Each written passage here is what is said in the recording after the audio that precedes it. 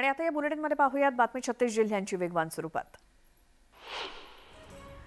देशभरात 5व्या टप्प्यात 59% अधिक मतदान झाले। या टप्प्यात 49 मतदारसंघांमध्ये मतदान घेण्यात आलं। पश्चिम बंगालमध्ये तुरळक हिंसाचार आणि ओडिशातील मतदान यंत्रातील कथित बिघाड आणि गोंधळ वगळता सर्वत्र शांततेत मतदान पार पडलं। राज्यामध्ये 5व्या टप्प्यातील 13 लोकसभा मतदारसंघांमध्ये अंदाजे सरासरी 54.33% मतदान झालं। दिंडोरी आणि पालघरमध्ये सर्वाधिक मतदान झालं असून कल्याणमध्ये सर्वात कमी मतदान झालं। राज्यातील लोकसभा निवडणुकीच्या 5व्या आणि शेवटच्या टप्प्यातील 13 लोकसभा मतदारसंघात राज्यात मतदान प्रक्रिया संपली आणि काल संध्याकाळी 6 वाजेपर्यंत अंदाजे सरासरी 54.33% मतदान झाल्याची माहिती मुख्य निवडणूक अधिकारी कार्यालयामार्फत देण्यात आली।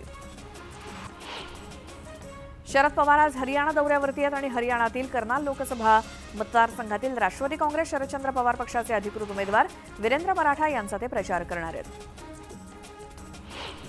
जळगावातील चोपडा येथे खरीप पूर्व मशागतीसाठी खरेदी विक्री सुरू झाली आहे। शेतीच्या कामासाठी बैलजोडी घेण्यासाठी आणि विक्रीसाठी कृषी उत्पन्न बाजार समितीमध्ये मोठ्या प्रमाणात गर्दी दिसतेय। तुळजाभवानी मंदिरातील सिंहासन दानपेटी घोटाळा प्रकरणी न्यायालयाने आदेश देऊन देखील गुन्हे दाखल होत नसल्याने जनजागरण समिती आक्रमक झाली आहे। प्रशासन चालढकलपणा करत असल्याचा आरोप त्यांनी केलाय। तर लेखी आदेश आल्यास तत्काळ गुन्हे दाखल करू असं स्पष्टीकरण जिल्हाधिकाऱ्यांनी दिलं। धाराशिव जिल्ह्यात धक्कादायक बाब म्हणजे धोकादायक होर्डिंग्स मोठ्या प्रमाणात पाहायला मिळत आहेत आणि घाटकोपरमधील दुर्घटनेनंतरही धाराशिव पालिकेला काही जाग आली नसल्यानं नागरिकांकडून संताप व्यक्त होतोय। जळगाव शहरातील सराफा बाजारात 6 जणांच्या टोळक्यानं चाकूचा धाक दाखवत अंदाजे 40 तोळे सोनं लुटल्याचा प्रकार समोर आलाय। हा सगळा प्रकार सीसीटीव्ही कॅमेऱ्यात कैद झाला असून पोलिसांकडून अधिकचा तपास सुरू आहे। लोणावळ्यातील एका दुकानामध्ये उभ्या असलेल्या महिलेच्या गळ्यातील सोन्याचं मंगळसूत्र हिसकावण्याचा प्रयत्न 2 साखळी चोरांनी केला। यावेळी खोटं मंगळसूत्र त्यांच्या हाती लागलं आणि खरं मंगळसूत्र तुटलं। हा सगळा प्रकार सीसीटीव्ही कॅमेऱ्यामध्ये कैद झाला तर पोलिसांकडून अधिकचा तपास सुरू आहे। अमरावतीत 1652 जलस्रोतांची रासायनिक तपासणी नमुन्यांची तपासणी करण्यात येते आणि जिल्हा परिषदेच्या आरोग्य, पाणी आणि स्वच्छता विभागातर्फे स्वच्छता सर्वेक्षण मोहिमेअंतर्गत तपासणी करण्यात येते। ही मोहीम 30 मे पर्यंत पूर्ण करण्यात येईल। जळगावचा नंदुरबार आणि धुळे जिल्ह्यामध्ये अवकाळी पावसाचा फटका केळी आणि पपई पिकांना बसताना दिसतोय।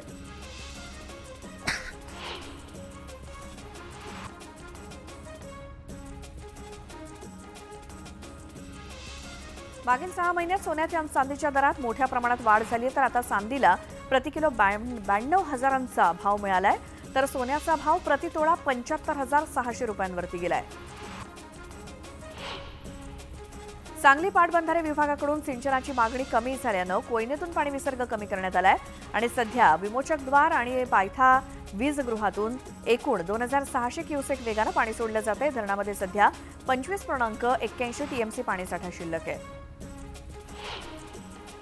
राज्यातील तापमानाचा पारा जसजसा वाढत चाललाय तसतसा राज्यातील पाण्याचा साठा सुद्धा आटत चाललाय।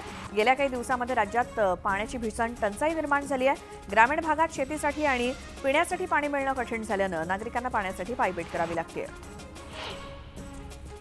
केरळच्या अनेक भागात मुसळधार पाऊस कोसळू लागल्यानं भूस्खलनाचा धोका निर्माण झालाय। खबरदारीचा उपाय म्हणून केरळ सरकारनं जिल्हा आणि तालुका पातळीवरती आपत्कालीन मोहीम केंद्र सुरू करण्याचा निर्णय घेतलाय। पर्यटकांना डोंगराळ भागामध्ये रात्री फिरण्यास सक्त मनाई करण्यात आली आहे। पुण्यात वादळी वाऱ्यासह पडलेल्या वळीवाच्या पावसानं शतक पार केलं। शहरामध्ये 9 मे पासून वळीवाला सुरुवात झाली आणि गेल्या 11 दिवसांमध्ये पुण्यात 108 मिलीमीटर पावसाची नोंद झाली। राज्यात 12वीच्या परीक्षेच्या निकालाची प्रतीक्षा आता संपली। आज दुपारी 1 वाजता ऑनलाईन पद्धतीनं 12वी परीक्षेचा निकाल जाहीर होणार आहे। राज्य मंडळाच्या अधिकृत संकेतस्थळावरती विद्यार्थ्यांना निकाल पाहता येईल। देशातील गव्हाचं उत्पादन घटल्यामुळे गव्हाच्या दरात मोठी वाढ झाल्याचं दिसतंय। किरकोळ धान्य विक्रेत्यांकडे 33 ते 56 रुपये प्रति किलो प्रमाणे गव्हाची विक्री होत असून सर्वसामान्यांच्या मासिक आर्थिक बजेटवरती त्याचा परिणाम होतोय।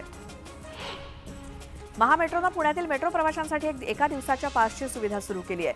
100 रुपयांचा पास काढल्यानंतर प्रवाशांना दिवसभर मेट्रोमधून सैर करता येणार आहे आणि या सुविधेमुळे पुण्यातून पिंपरी चिंचवड आणि पिंपरी चिंचवडमधून पुण्यात येणाऱ्या प्रवाशांना दिलासा मिळणार आहे। पुणे विद्यापीठानं यंदाच्या शैक्षणिक वर्षापासून डिस्टन्स तसंच ऑनलाईन पद्धतीने एमबीए अभ्यासक्रम सुरू करण्याचा निर्णय घेतलाय। त्यामुळे विद्यार्थी नोकरदार यांना एमबीएचे कमी शुल्कात चांगलं शिक्षण घेता येणार आहे आणि या दोन्ही पद्धतीच्या एमबीएची प्रवेश प्रक्रिया लवकरच सुरू होणार आहे। मुंबईला पाणीपुरवठा करणाऱ्या 7 तलावांपैकी सर्वाधिक साठवण क्षमता असलेल्या भातसा आणि अप्पर वैतरणा तलावांची पाणी पातळी मोठ्या प्रमाणात घसरली आहे. भातसामध्ये अवघे 8% तर अप्पर वैतरणामध्ये 4% पाणीसाठा आहे. 7ही तलावात 11%च पाणीसाठा शिल्लक असल्यानं पाण्याचा काटकसरीनं वापर करण्याचं आवाहन करण्यात आलंय.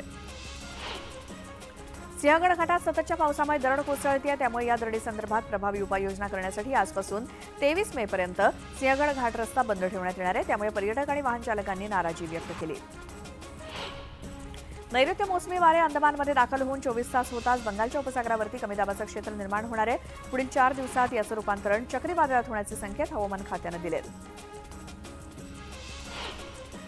दिल्लीचे उपमुख्यमंत्री मनीष सिसोदिया यांच्या जामीन अर्जावरती आज दिल्ली उच्च न्यायालयामध्ये निर्णय होणार आहे. न्यायमूर्ती स्वर्णकांता शर्मा संध्याकाळी 5 वाजता ईडी आणि सीबीआय या दोन्ही प्रकरणी निकाल देणार आहे. साताऱ्यात वादळी वाऱ्यासह मुसळधार पावसानं हजेरी लावली आणि अनेक ठिकाणी झाडं कोसळल्यानं वाहतुकीवरती परिणाम झाला, तर ग्रामीण भागात वीज पुरवठा खंडित झाला. वाशिम जाम गावामध्ये वादळी वाऱ्यानं झाडं कोसळून परिसरातील घरांचं मोठं नुकसान झालं आणि यात कोणतीही जीवितहानी झालेली नाही.